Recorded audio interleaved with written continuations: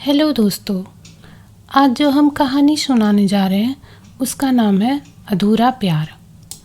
अपनी माँ के देहांत के बाद आरती बिल्कुल टूट चुकी थी। एक उसकी माँ ही थी जिन्हें वो सबसे ज़्यादा प्यार करती थी। वह अपने दिल की हर बात अपनी माँ को बताती थी। आज जैसे उसके घर में मातम छाया हुआ था।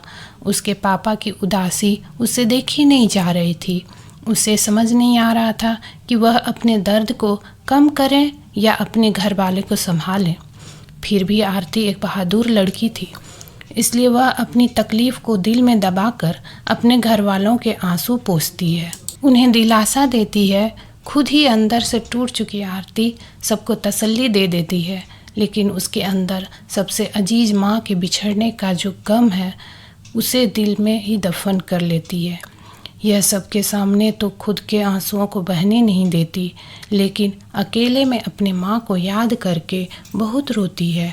उसके दिल में जो घबराहट सी होने लगती है। उसे अब कुछ भी अच्छा नहीं लगता, किसी से मिलना जुलना भी नहीं चाहती थी। कुछ दिन ऐसे ही गम में बीतने के बाद एक दिन मन बहलाने के लिए फेसबुक चलाने लगती है। अचानक देखा कि उसी के कॉलोनी का एक लड़का अमन का फ्रेंड रिक्वेस्ट आया हुआ है। आरती ने कॉलोनी का सोचकर और कभी कभार अपने भाई के साथ भी देखा था तो रिक्वेस्ट एक्सेप्ट कर ली। तुरंत उधर से मैसेज आया, थैंक्स। आरती ने पूछा, इसमें थैंक्स किस बात के लिए? तो अमन बोला, फ्रेंड रिक्वेस्ट एक्सेप्ट करने के लिए। इस पर आरती को बहुत ज़ोर की हंसी आ गई। बोली, इसमें कौन सी बड़ी बात है, तुमने रिक्वेस्ट भेजा और मैंने एक्सेप्ट किया। अमन ने कहा कि मुझे लगा कि तुम नहीं करोगे, क्योंकि मैं एक दो बार तुम्हारे घर गया था तो तुम्हारी मम्मी और बहन तो बात करती थी, पर तुमने कभी नहीं की। मुझसे क्या, किसी भी लड़के से बात करते नहीं देखा, इसलिए मुझे लगा तुम घमंडी हो। लेकिन तुम तो फेसबुक पर बड़े अच्छे से बात करती हो, तुम्हारा नेचर तो बहुत अच्छा है। अमन की बात सुनकर आरती को हंसी आ गई। बोली, मैं घमंडी नहीं हूँ, बस थोड़ा लड़कों से बात करने में हिचकिचाती हूँ, कहीं कोई गलत मतलब ना निकाल ले, इसी उलझन में खामोश रहती। अब अमन रोज़ रोज़ किसी न किसी बहाने आरती को मैसेज करता और आरती भी मैसेज का रिप्लाई अवश्य देती, क्योंकि वो नहीं चाहती थी कि उसे कोई घमंडी कहे। और अमन से बातें करना भी आरती को अच्छा लगता था। एक दिन व्हाट्सएप चला रही थी, तभी एक अननोन नंबर से हाय आया। आरती पूछी, कौन? तो जवाब आया, अमन। अरे तुम्हें मेरा नंबर कैसे मिला? आरती बोली।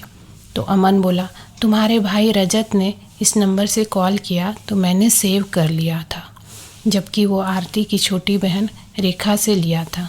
अब दोनों की बातें व्हाट्सएप पर होने लगी, लेकिन कॉल पर कभी बात नहीं हुआ था। बातों बातों में आरती कभी माँ को याद कर उदास होती तो अमन बड़े अच्छे से संभालता था। दोनों के बीच अच्छी बॉन्डिंग हो गई थी। अब कॉलोनी के पार्टी फंक्शन में भी दोनों मिल जाते, पर अनजान बने रहते। और फिर घर आकर अमन जी भर आरती की तारीफ करता। आरती अब खुश रहने लगी। आरती जब ठंडी हवा खाने छत पर जाती तो अमन उसे छुप छुप कर अपने छत से देखता और फिर नीचे आकर तारीफ़ों के पुल बांधता। आरती को ये सब बड़ा अच्छा लगता। तभी कुछ दिनों बाद आरती के लिए एक रिश्ता आया, पर आरती मन ही मन अमन से प्यार करने लगी थी, इसलिए वो ये शादी नहीं करना चाहती थी।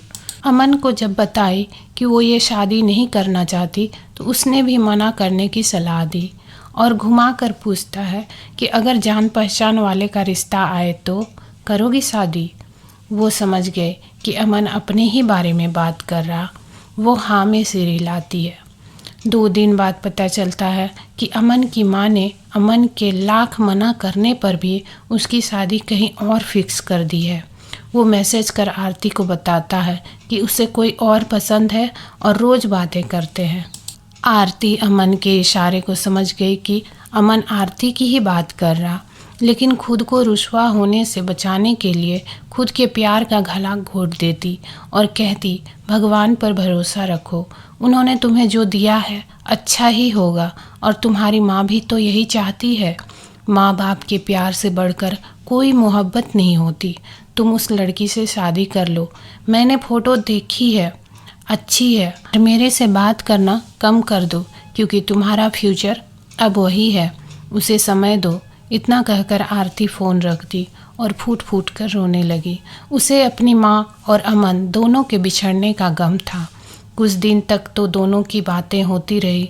फिर धीरे धीरे अमन भी सच्चाई को स्वीकार कर अपनी मंगेतर को समय देने लगा और आरती की यादों से खुद को बाहर निकाल लिया। आरती खुद को ठगा हुआ महसूस करने लगी, लेकिन अपने दर्द को किसी से बयां नहीं करती।